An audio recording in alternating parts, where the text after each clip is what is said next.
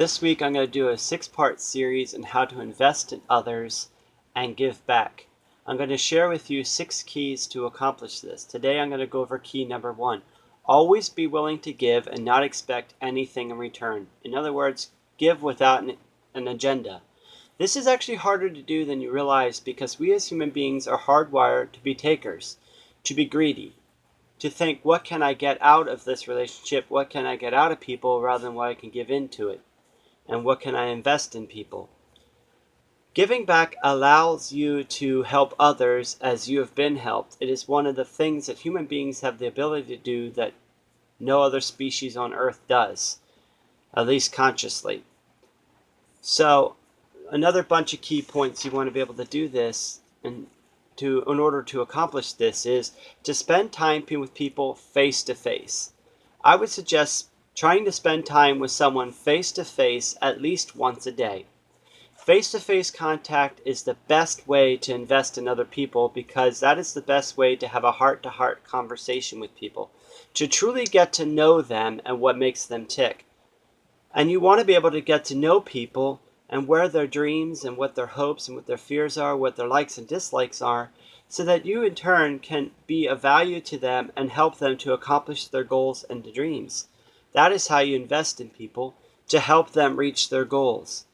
Then, since you can't meet face to face with everybody every day, because if you try to do it with more than one person, it can be a bit overwhelming, make a phone call to remind people of how much you mean to them. And make that phone call to someone that you haven't talked to in quite a while.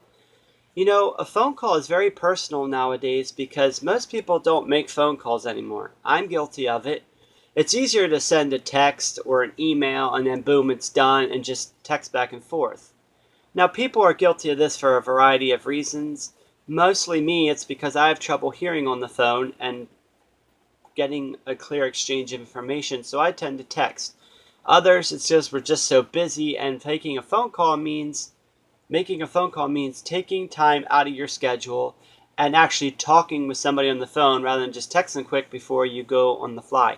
That also makes them feel special, that you took time out of your day to have a phone call with them and find out how they're doing and what they're going through. And if you're a person of faith, even praying with them and showing that you care about them, and not say, I'll pray for you and do it later. No, actually praying with them then and there. Another way you can do that is with people that maybe you don't have time to call for every day, is send a text or an email. But do this sparingly. Make it more of, and when you do this, have a purpose to that text or that email. Ask them how they're doing. Ask them, is there anything you could help them with? Ask them if there's anything you could pray for them with. And have a purpose and a meaning and make it valuable and not just an on-the-fly communication. Invest your time into that email or text and make it mean something. Make it count. Make them feel special. And if you find out there's certain things they're dealing with, give gifts.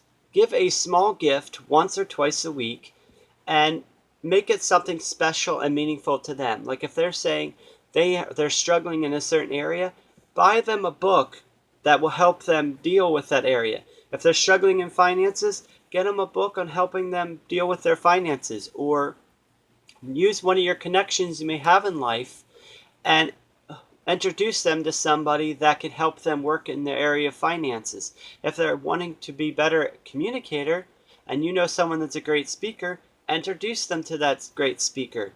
Help build connections so that they can grow and become a better human being. But use the resources you have to invest in others.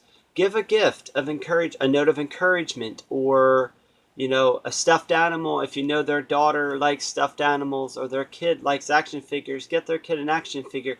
Whatever it is, invest in them. Giving a physical gift shows that you care about them and that you are listening to what they had to say. And this will go a long, long way to showing that you really, truly care about them and aren't just trying to get something out of them.